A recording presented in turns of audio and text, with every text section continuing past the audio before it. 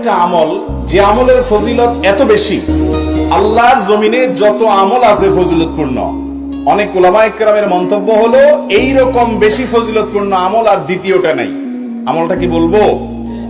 আমলটা হলো জুমার দিন যদি কেউ গোসল করে, গোসল ফরজ হয়, গোসল করে, গোসল করার পর আগে আগে ঘুম থেকে উঠার পর মসজিদে আগে আগে যায়, মসজিদে আগে আগে যায়, পায়ে হেঁটে হেঁটে মসজিদে যায় এবং আগে আগে গিয়ে ইমামের খুব কাছাকাছি গিয়ে বসে খুতবা শ্রবণ করে, কোনো কথাবার্তা বলে না, অনর্থক কাজ করে না।